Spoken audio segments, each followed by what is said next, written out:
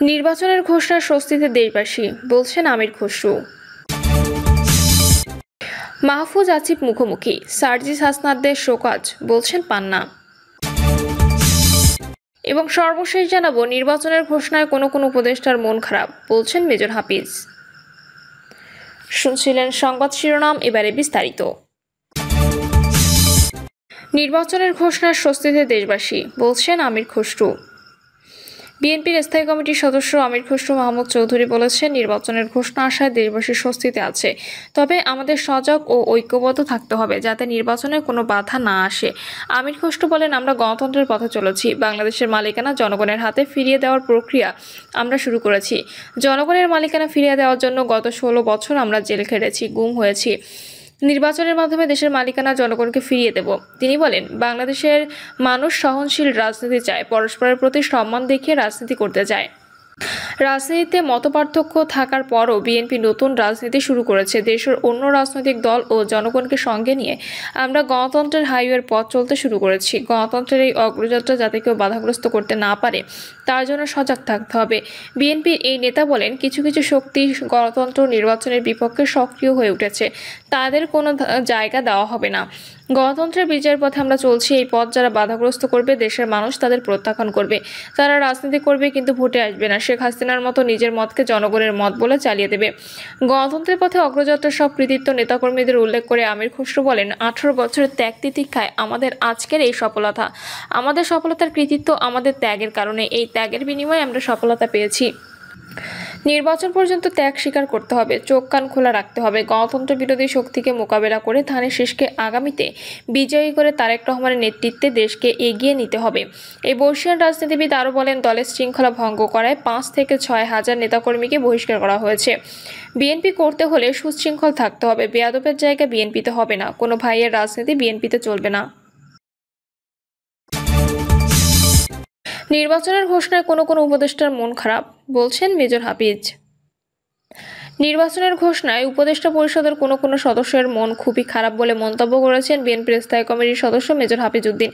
একই সঙ্গে দুই একটি দল যাদের জনসমর্থন নেই এবং যারা 71-এ মুক্তিযুদ্ধে বিরোধিতা করেছিলেন তাদের মনও খুব খারাপ বলে মন্তব্য করেছেন তিনি। জুলাই গণঅভ্যুত্থানের বর্ষপূর্তি উপলক্ষে বিকালে রাজশাহী জেলা ও মহানগর বিএনপি আয়োজিত বিজয় শোভাযাত্রা শেষে এক সমাবেশে বক্তব্য দিতে গিয়ে তিনি এ মন্তব্য করেন। কেন্দ্র ঘোষিত কর্মসূচির অংশ হিসেবে নগরের আলুপট্টি মোড়ে এ সমাবেশ হয়। নির্বাচনের ঘোষণা দেওয়ার প্রধান উপদেষ্টাকে ধন্যবাদ জানিয়ে মেজর হাফিজ উদ্দিন বলেন, উপদেষ্টা পরিষদের কোনো কোনো সদস্য তাদের মন খুবই খারাপ নির্বাচন দেওয়ায়। কিছুদিন আগে প্রফেসর ডক্টর মোহাম্মদ ইউনুস আমাদের নেতা তারেক রহমানের সঙ্গে লন্ডনে বৈঠক করেছিলেন। সেই বৈঠকে তিনি ওয়াদা করেছিলেন যে ফেব্রুয়ারি মাসের মধ্যে জাতীয় সংসদ নির্বাচন দেবেন। আমি তাকে ধন্যবাদ জানাতে চাই, তিনি তার কথা রেখেছেন। তিনি বলেন, আমরা ক্ষমতায় যাওয়ার জন্য পাগল হইনি। যদি সুষ্ঠু নির্বাচন হয়, যদি আমাদের দায়িত্ব দেয়, আমরা ইনশাআল্লাহ দায়িত্ব পালন করব। এই দল জিয়াউর রহমানের দল। আমরা জনগণের কল্যাণের জন্য রাজনীতি করি, কিন্তু দেখা যাচ্ছে দুই একটি জনসমর্থন নাই। এদের মধ্যে কেউ কেউ 1971 সালে মুক্তিযুদ্ধের বিরোধিতা করেছিল। জনগণ তাদের ভোট দেবে না, সেই জন্য তাদের মন খুবই খারাপ। নির্বাচন না হলে ভালো ছিল। হাফিজউদ্দিন আরও বলেন, তারা এই এক বছরে স্বাদ কিছুটা অনুভব করতে পেরেছে। তারা চেয়েছিল এইভাবেই তারা দিন কাটিয়ে দেবে। মাহফুজ আসিফ মুখোমুখি, সার্জিস হাসনাতের শোকজ, বলছেন পান্না।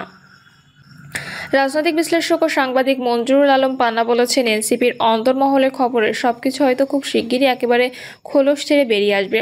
তার কারণ, এনসিপির গুরুত্বপূর্ণ দুই নীতি নির্ধারক আসিফ মাহমুদ সজীব ভুঁইয়া এবং মাহফুজ আলম সাম্প্রতিক সময়ে যে মুখোমুখি অবস্থান নিয়েছে তাতে করে আমরা অনেক কিছু জানতে পেরেছি। নিজের ইউটিউব চ্যানেলে দেওয়া এক বিশ্লেষণে এসব তথ্য বলেন তিনি। মঞ্জুরুল আলম পান্না বলেন, এনসিপির শীর্ষ নেতাদের দুর্নীতি কিংবা লুটপাট, তাদের অভ্যন্তরীণ রাজনৈতিক কৌশল অথবা অভ্যুত্থান, এনসিপির এই শীর্ষ নেতাদের কোনো ধরনের ষড়যন্ত্র ছিল না। মোটা অঙ্কের টাকা লেনদেন হয়েছে কিনা, কী ধরনের প্লট নির্মাণ করা হয়েছিল সেই আন্দোলনে, এগুলো সম্পর্কে অনেক কিছু হয়তো আমরা খুব দ্রুত জানতে পারবো। আমরা জানতে পেরেছি এরই মধ্যে এনসিপি মারাত্মকভাবে বহু ভাগে বিভক্ত হয়ে পড়েছে।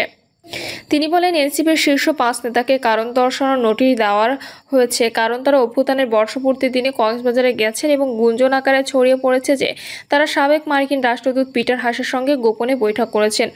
গোপন বৈঠক হয়তো দলীয় সিদ্ধান্তেই করা হয়েছে, কিন্তু এই বিষয়টি তারা গুজব আকারে উড়িয়ে দিয়েছেন।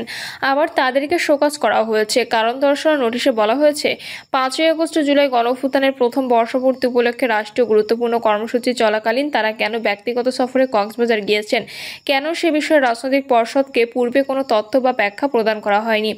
শোকজ হওয়া নেতারা বলেন, হাসনাত আবদুল্লাহ, সার্জিস আলম, নাসিরুদ্দিন পাটোয়ারি, ডক্টর তাসনিম জারা ও খালেদ সাইফুল্লাহ। তিনি আরও বলেন, এই কারণ দর্শনের চিঠির কোনো প্রয়োজনীয়তা ছিল? এগুলো কি শুধু লোক দেখানো নয়? আমি জানি না তাদের গঠনতন্ত্র আছে, তারা তো চাকরি করেন না। দ্বিতীয়ত, তারা দলকে না জানিয়ে কক্সবাজার গেছেন, এটা মনে করার কোনো কারণ কি থাকতে পারে? যে অভ্যুত্থানের মূল দাবিদার এই এনসিপির শীর্ষ নেতারা তাদের একটি গুরুত্বপূর্ণ অংশ দলীয় ফোরামকে না জানিয়ে কক্সবাজার গেল, এটি কি হতে পারে? কোনো গোপন বৈঠক থাক আর না থাক, এটি হতে পারে না। অন্তত এই গুরুত্বপূর্ণ দিনটিতে তারা এভাবে যেতে পারেন না। আমাদের ধারণা, অবশ্যই তারা গোপন কোনো বৈঠকের উদ্দেশ্যে কক্সবাজার গেছেন। এখন কারণ দর্শানোর নোটিশ দেওয়াটা শাক দিয়ে মাছ ঢাকার মতো। এটি করে বিষয়টিকে আরও প্রশ্নবোধক করা হলো। পিটার হাস কোথায় আছেন এটা নিয়ে বিতর্ক আছে, তবে বিশেষ উদ্দেশ্য নিয়েই তারা গিয়েছিলেন, এটি আমাদের দৃঢ় বিশ্বাস। পান্না বলেন, এনসিপির অন্তর্মহলের খবরে সবকিছু হয়তো খুব শিগগিরই একেবারেই খোলস ছেড়ে বেরিয়ে আসবে। তার কারণ, এনসিপির গুরুত্বপূর্ণ দুই নীতি নির্ধারক আসিফ মাহমুদ, সজীব ভুঁইয়া এবং মাহফুজ আলম সরকারের উপদেষ্টা পদে রয়েছেন। তারা সাম্প্রতিক সময়ে যে মুখোমুখি অবস্থান নিয়েছেন, তাতে করে আমরা অনেক কিছু জানতে পেরেছি। তথ্য উপদেষ্টা মাহফুজ আলম গত 4 আগস্ট তার ফেসবুক আইডিতে একটি পোস্ট দিয়েছেন যে 11-এর পদধ্বনি শোনা যাচ্ছে। পরবর্তীতে সেটি তিনি এডিট করেন, সমালোচনার মুখে পড়ে আবার ডিলিট করেন। সেটিকে কেন্দ্র করে আসিফ মাহমুদ তার ফেসবুক আইডিতে লিখলেন, আগে সরকারের ভয়ে জনগণ পোস্ট ডিলিট করত, এখন জনগণের ভয়ে সরকার পোস্ট ডিলিট করে। যেহেতু মাহফুজ আলম সরকারের একটি অংশ, তিনি বলেন, আসিফ মাহমুদের ফেসবুক পোস্টের নিচে ছোট্ট করে লেখা ছিল সেলফ ক্রিটিক। নিশ্চয়ই এটি সেলফ ক্রিটিক নয়, এটি মাহফুজ আলমকে ক্রিটিক করা লেখা। এটি আমরা নিশ্চিত। মজার বিষয় হলো, 5ই আগস্ট অভ্যুত্থানের বর্ষপূর্তিতে সরকারের যে জাঁকজমক আয়োজন ছিল, তার একটি ছিল ড্রোন শো। সেই ড্রোন শোতে আসিফ মাহমুদের এই পোস্টটি শো করা হয়। দ্বন্দ্ব সংঘাত কোনো পর্যায়ে গিয়ে পৌঁছেছে।